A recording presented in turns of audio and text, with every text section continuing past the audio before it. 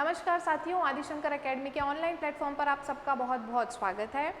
साथियों, जैसा कि आप जानते हैं, वर्ग 3 चयन परीक्षा अभी अगले मंथ जो है वो प्रस्तावित है और एनटीपीसी की जो ग्रेजुएट लेवल के एग्ज़ाम है उसकी प्रैक्टिस सीरीज़ की सफलता के बाद आपको जो सीरीज़ पसंद आई है, इसी के साथ हमने एमपीटेट वर्ग 3 के लिए भी प्रैक्टिस सेट सीरीज़ आपके सामने प्रस्तुत जो है वो की है। हम अभी इसको जो है वो स्टार्टिंग इसकी कर रहे हैं और इसमें जैसा कि आप जानते हैं कि कुछ ये टॉपिक्स आपके दिए हुए हैं जो कि इससे प्रश्न बनने वाले हैं, है ना।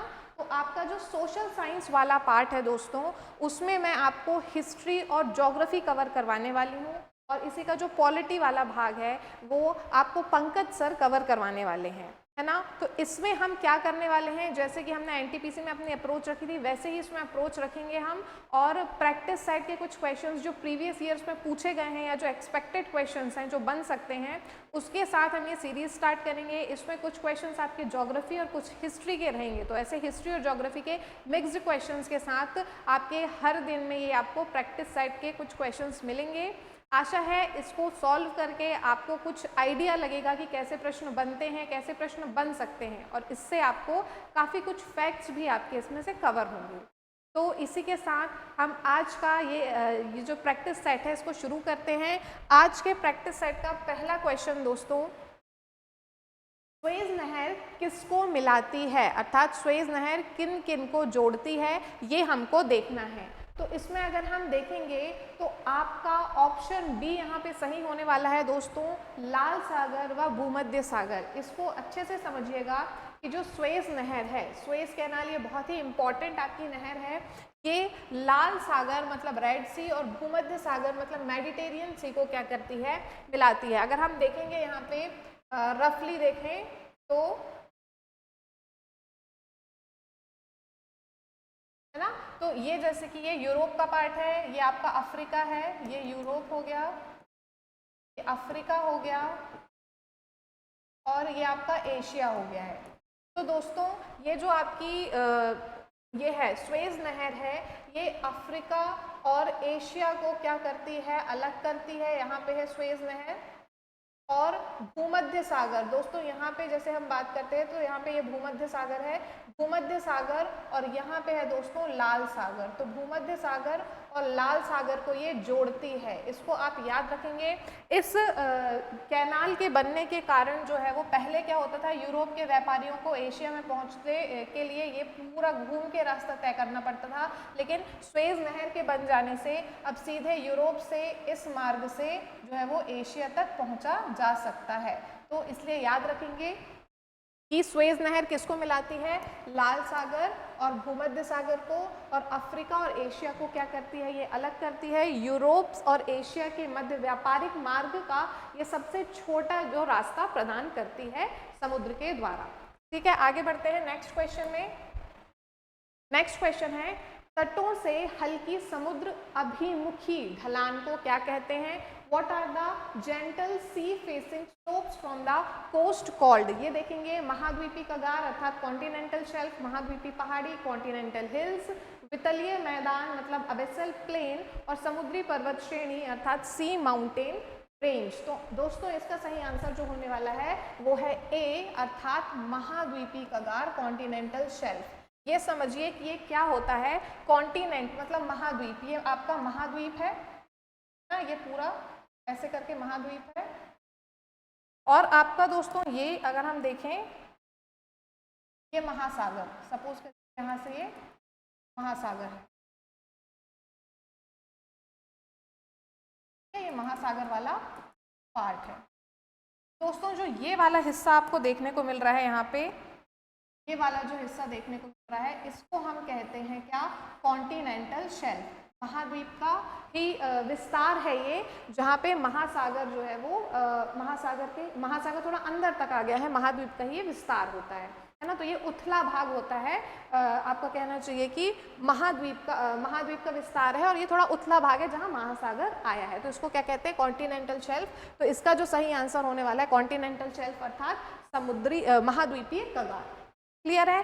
नेक्स्ट क्वेश्चन हम देखते हैं, नेक्स्ट क्वेश्चन बोलता है मानचित्र पर समान दबाव क्षेत्रों वाली रेखा को क्या कहा जाता है। तो दोस्तों पूछा क्या जा रहा है, समान दबाव क्षेत्रों मतलब कि सेम इक्वल प्रेशर एरियाज को क्या कहा जाता है, तो इसको कहा जाता है दोस्तों आइसोबार। इसका होगा आइसोबार। ठीक है, आइसोबार लाइन क्या होती है कि जो सेम प्रेशर वाले किसी एरिया में सेम प्रेशर वाले जहाँ जहाँ सेम एटमॉस्फेरिक प्रेशर है उनको मिलाने वाली लाइंस को क्या कहते हैं, आइसोबार कहा जाता है। क्लियर है। चलिए नेक्स्ट क्वेश्चन पे हम आते हैं। निम्नलिखित में से कौन सा एक आंतरिक ग्रह नहीं है, पूछ रहा है क्या, नहीं आंतरिक ग्रह। तो एनटीपीसी सीरीज में अगर आपने अच्छे से देखा होगा तो उसमें भी एक ग्रहों से रिलेटेड बहुत सारे क्वेश्चंस हमने किए थे। उसमें मैंने आपको पूरा ग्रहों का एक पैटर्न समझाया था एक क्वेश्चन में कि भाई आंतरिक ग्रह कौन से होते हैं, बाह्य ग्रह कौन से होते हैं। तो इस चीज को समझेंगे।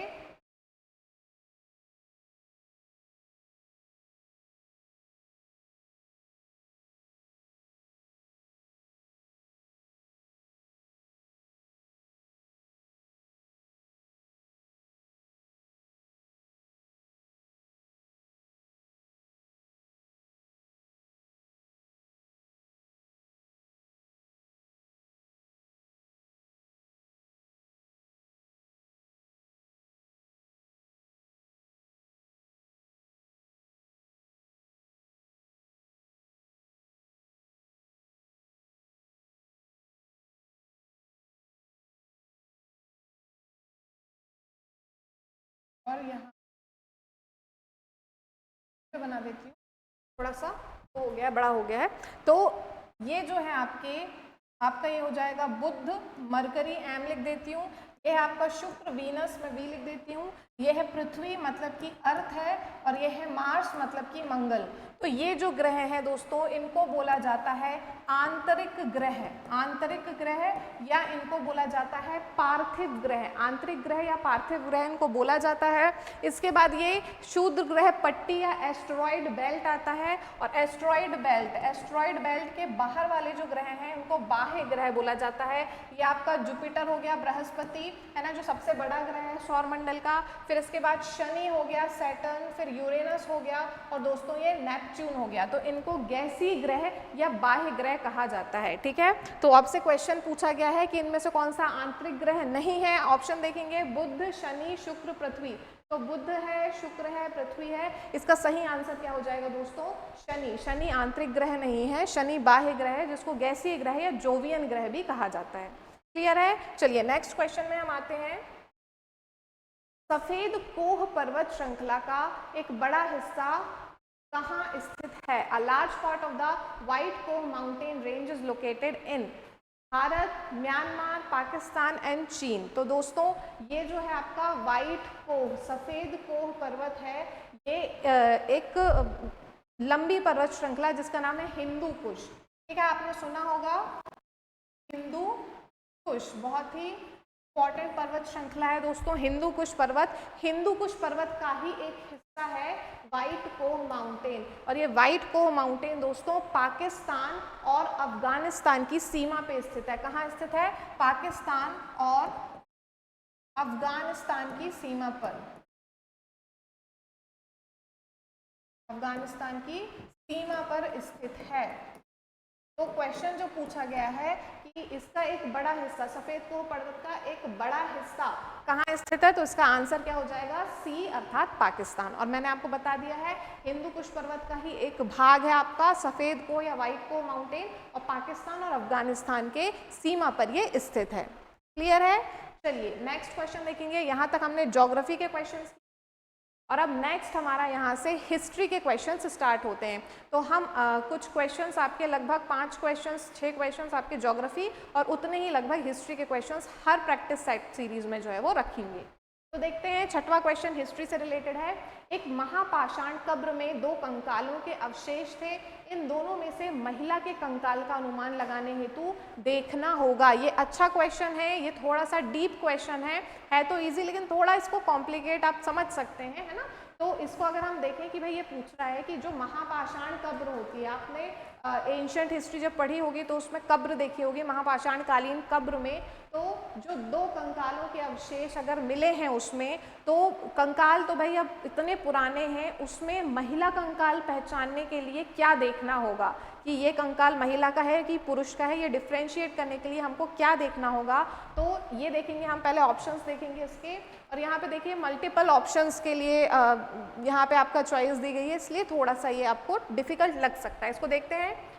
ऑप्शन है पहला हड्डियों की संरचना, दूसरा है कंकालों के साथ मिले आभूषण, तीसरा है कंकालों के आकार, और चौथा है कंकालों के साथ मिले खाना पकाने के बर्तन। तो दोस्तों इनमें से कौन से ऑप्शन सही होने वाले हैं? तो इसका जो सही आंसर होने वाला है वो होने वाला है हड्डियों की संरचना। तो केवल एक ही सही है, इसलिए इसका आंसर हो जाएगा सी। है क्या बोल रहा है कि अगर आपको महापाषाण कब्र में 2 कंकाल मिले हुए हैं, या आपको कंकालों को क्या करना है, डिफ्रेंशिएट करना है महिला और पुरुष में, तो कैसे पता लगाया जा सकता है कि ये महिला का कंकाल है? हड्डियों की संरचना से। दोस्तों महिलाओं में जो कूल्हे की हड्डी है, श्रोणी जिसको हम बोलते हैं, पेल्विक बोन जिसको हम बोलते हैं, वो थोड़ा सा चौड़ी होती है या बड़े आकार की होती है, क्योंकि महिलाओं को बच्चे को जन्म देना होता है ना। तो इसलिए कूल्हे की हड्डी, श्रोणी बोल सकते हैं, या पेल्विक बोन उनकी क्या होती है, थोड़े से साइज उसका चौड़ा होता है या बड़ा होता है। इसी से पता लगाया जा सकता है कि कोई कंकाल महिला का है कि पुरुष का है। ठीक है, तो इसका आंसर क्या है? हड्डियों की संरचना। हड्डियों की संरचना से ही महिला और पुरुष के कंकाल में डिफरेंशिएट किया जा सकता है, इसलिए इसका आंसर सी होगा। ठीक है, चलिए नेक्स्ट क्वेश्चन पे आते हैं हम। निम्नांकित में से कौन वैशेषिक दर्शन का संस्थापक है? ये भी एक बहुत इंपॉर्टेंट टॉपिक है आपका हिस्ट्री का, षड दर्शन। ठीक है, आपने नाम सुना होगा, क्या सुना है? षड दर्शन। तो दोस्तों षड दर्शन जो है ये आपके 6 इम्पॉर्टेंट दर्शन हैं भारत के, है ना, जो कि इनके संस्थापक के साथ पूछे जाते हैं कि ये फलाने दर्शन का संस्थापक कौन है ना। तो इनको आप याद रखेंगे। इसमें अगर हम देखें वैशेषिक दर्शन, तो वैशेषिक दर्शन के संस्थापक देखते हैं जैमिनी, कणाद, गौतम या व्यास। तो इसका आंसर होने वाला है बी, कणाद। वैशेषिक दर्शन के संस्थापक कौन है? कणाद हैं। बाकी ऑप्शंस की अगर हम बात करें या षड दर्शन की हम बात करें, तो जो जैमिनी है मीमांसा दर्शन। ठीक है, मीमांसा दर्शन के संस्थापक हैं आपके जैमिनी। कणाद अभी हमने देखा है वैशेषिक दर्शन। गौतम है दोस्तों, इसको मैं ऐसे कर देती हूँ, देख लेना। गौतम जो है, गौतम ऋषि, ये हैं आपके न्याय दर्शन के संस्थापक। ठीक है, और व्यास को बादरायण भी कहा जाता है। क्या कहा जाता है? बादरायण भी कहा जाता है। एक व्यास वेद व्यास भी है दोस्तों, वेद व्यास, और एक व्यास को बादरायण भी कहा जाता है, और ये वेदांत दर्शन के संस्थापक हैं, वेदांत दर्शन। इसके बाद हम बात करते हैं कि ये तो कितने दर्शन हो गए? 4 दर्शन हो गए, 2 और दर्शन बचे हैं। तो आपने सुना होगा योग दर्शन। ठीक है, और योग का जैसे ही आप नाम सुनते हो तो किसका नाम आता है? पतंजलि। तो योग दर्शन के संस्थापक कौन है दोस्तों? पतंजलि मुनि। मुनि पतंजलि जो है योग दर्शन के संस्थापक हैं। क्लियर है? और एक और जो दर्शन बचता है वो बचता है दोस्तों सांख्य दर्शन। सांख्य दर्शन के संस्थापक हैं कपिल मुनि। कपिल मुनि। तो ये जो है आपके षड दर्शन हो गए हैं, और इनके ये संस्थापक रहे हैं। आप इनको अच्छे से देख लीजिए, स्क्रीनशॉट ले लीजिए, नोट कर लीजिए, क्योंकि ये किसी न किसी दर्शन को पूछ लेगा। जैसे अभी यहाँ पे वैशेषिक पूछा है, इसी तरह से और भी बाकी दर्शनों को ये पूछ सकता है। ठीक है, तो नेक्स्ट क्वेश्चन पे हम आते हैं। नेक्स्ट क्वेश्चन बोल रहा है दोस्तों, आईने अकबरी के विषय में निम्नलिखित कथनों में से कौन सा सही है? तो आपको आईने अकबरी के बारे में बताना है। अब बुक्स जो हैं एशियंट टाइम की या मेडिवल या मॉडर्न, मतलब हिस्ट्री की जो बुक्स हैं, है ना, कोई विशेष व्यक्ति ने लिखी है, तो उसकी बुक को आपको अच्छे से थोड़ा सा याद करना है कि किसने लिखी है, और थोड़ा सा अंदर जाके अगर कुछ इंपॉर्टेंट गिनी चुनी 10 से 15 बुक्स के आप थोड़ी विषय वस्तु याद कर सकते हैं, तो वो भी आपके लिए बहुत फ्रूटफुल होगा। जैसे कि इस पर हम बात करते हैं आईने अकबरी। सबसे पहले तो आईने अकबरी की बात करते हैं कि आईने अकबरी है क्या। तो दोस्तों ये जो आईने अकबरी है, ये एक भाग है, एक जिल्द है बोला जाता है, एक भाग है किसका? अकबरनामा का। अकबरनामा अकबरनामा का ये भाग है दोस्तों। अकबरनामा एक बुक है जिसको लिखा है अबुल फजल ने। अबुल फजल कौन थे? अबुल फजल। तो अबुल फजल जो है वो अकबर के नवरत्नों में से एक थे, है ना। अबुल फजल नवरत्नों में से एक थे, दरबारी कवि थे उनके अबुल फजल, उनके द्वारा लिखा गया है अकबरनामा। अकबरनामा की 3 पार्ट हैं दोस्तों, ठीक है। अकबरनामा के कितने? 3 पार्ट हैं। उसमें से एक पार्ट जो है वो, पहला पार्ट उनके पूर्वजों से संबंधित है, अकबर के या मुगलों के पूर्वजों से संबंधित है। दूसरे पार्ट में उनके शासनकाल के समय के कुछ घटनाएं, शासनकाल की उपलब्धियों का वर्णन है दूसरे पार्ट में, जिसको दूसरी जिल्द बोला जाता है। और जो तीसरा पार्ट या तीसरी जिल्द है उसको आईने अकबरी के नाम से जाना जाता है। तो आईने अकबरी का सब्जेक्ट क्या है ये आप याद रखना कि भाई अकबरनामा का तीसरा, अकबरनामा फारसी भाषा में लिखी गई थी, ठीक है। इसको आप नोट कर लीजिएगा, अकबरनामा किस भाषा में लिखी गई है? तो फारसी भाषा में। अकबरनामा का तीसरा पार्ट है ये आईने अकबरी। आईने अकबरी का जो विषय है दोस्तों वो है प्रशासन। ये अकबर के प्रशासन से संबंधित है, तो इसका सही आंसर हो जाएगा सी, अर्थात यह अकबर के प्रशासन के विविध पहलुओं के विषय में संपन्न सांख्यिकीय विवरण प्रस्तुत करता है, ठीक है। तो ये मैंने आपको अकबरनामा, आईने अकबरी के बारे में कुछ पॉइंट्स बताए हैं, इसको आप नोट कर लीजिएगा। थोड़ा अगर वीडियो फास्ट जा रहा है तो आप उसको स्लो करके पॉज करके लिख लीजिएगा। कुछ चीज़ें मैं यहाँ लिखती हूँ, कुछ चीज़ें सिर्फ बोल देती हूँ, है ना। तो आपको जो बोली हुई चीज़ है उसको भी नोट डाउन करनी है, इंपॉर्टेंट है क्योंकि वो, ठीक। चलिए नेक्स्ट क्वेश्चन पे आते हैं। नेक्स्ट क्वेश्चन बोल रहा है दोस्तों, अधोलिखित में से कौन सा ब्राह्मण ग्रंथ राज्याभिषेक का वर्णन करता है? तो यहाँ पे हमको बताना है कि इनमें से कौन सा जो ब्राह्मण ग्रंथ है वो आपके किसका वर्णन कर रहा है? राज्याभिषेक का वर्णन कर रहा है। तो दोस्तों सबसे पहले तो ब्राह्मण ग्रंथ क्या होते हैं इसके बारे में हम देखते हैं। तो ब्राह्मण ग्रंथ वैदिक साहित्य के भाग हैं, है ना। वैदिक साहित्य में हम बहुत सारी चीज़ें देखते हैं, वेद, उपनिषद, ब्राह्मण, अरण्यक, है ना। ऐसे बहुत सारे जो उसके भाग देखते हैं। एक भाग है आपका ब्राह्मण ग्रंथ। ब्राह्मण ग्रंथ किससे संबंधित है? तो ये वेदों के कर्मकांड वाला भाग है। ये कर्मकांड, यज्ञ अनुष्ठान आदि से ये जो है वो संबंधित है आपका कौन सा? ब्राह्मण ग्रंथ। तो इसको याद रखेंगे, ठीक है। आपका ये है ब्राह्मण ग्रंथ किससे संबंधित है? तो एक तो वैदिक साहित्य का भाग है, कर्मकांड, यज्ञ अनुष्ठान इन सब से संबंधित है। इसके बारे में उसमें विवरण, विस्तार से विवरण दिया गया है। अब दोस्तों हर वेद का अपना ब्राह्मण ग्रंथ होता है और ब्राह्मण ग्रंथों की संख्या बहुत सारी है, बहुत सारे ब्राह्मण ग्रंथ हैं। हर वेद के अनेक अनेक ब्राह्मण ग्रंथ होते हैं। यहाँ पे कुछ ब्राह्मण ग्रंथ दिए हैं जिसमें बोला गया है कि राज्याभिषेक का वर्णन किसमें किया गया है। तो इसका आंसर होगा दोस्तों बी, ऐत्रेय ब्राह्मण जो है वो, उसमें राज्याभिषेक के बारे में विस्तार से बताया गया है कि किस तरह से उसमें शपथ ली जाती है राजा के द्वारा, क्या क्या कैसा होता है। तो ऐत्रेय ब्राह्मण में, ठीक है। अब ये ऐत्रेय ब्राह्मण किसका ब्राह्मण है? किस वेद का? तो ये ऋग्वेद का ब्राह्मण है, ठीक है। ऐत्रेय और कौशिकी ये दोनों जो है वो दोस्तों ऋग्वेद के ब्राह्मण है, ये याद रखेंगे। ऋग्वेद के ब्राह्मण है ऐत्रेय और कौशिकी। शतपथ ब्राह्मण जो है दोस्तों, शतपथ ब्राह्मण संबंधित है आपका यजुर्वेद से, ठीक है। और जो आपका पंचविश ब्राह्मण है वो संबंधित है सामवेद से। एक है गोपथ ब्राह्मण जो अथर्ववेद से भी संबंधित है। तो ऐसे बहुत सारे ब्राह्मण ग्रंथ हैं, है ना, जो अलग अलग वेद से संबंधित है। तो इनको भी आप क्या कर लेंगे? देख लेंगे। क्लियर है? चलिए फिर हम देखते हैं, ये रिपीट है क्वेश्चन। तो दोस्तों आज के लिए, आज की जो क्लास है उसमें हम इतने ही क्वेश्चंस करेंगे। हमने कुछ ज्योग्राफी के क्वेश्चंस देखे हैं, कुछ हमने हिस्ट्री के क्वेश्चंस देखे हैं। आशा है कि ये सीरीज़ आपको जो है वो एनटीपीसी की सीरीज़ जो हमने चलाई थी वैसे ही आपको फ्रूटफुल हो, क्योंकि वो जो एनटीपीसी की सीरीज़ थी दोस्तों वो बहुत ज़्यादा बच्चों का जो है वो हमको फीडबैक मिला कि वो काफ़ी उनको क्या हुई है, फ्रूटफुल साबित हुई है। तो आशा है कि ये आप अच्छे से देखेंगे, जो बताया जा रहा है पॉइंट्स उसको नोट करते जाएंगे और टॉपिक वाइज जो यहाँ पे आपको वो भी डिस्कशन किया जाएगा कि भाई किस किस टाइप का टॉपिक, किस किस टाइप के टॉपिक से क्वेश्चन किस टाइप के बन सकते हैं।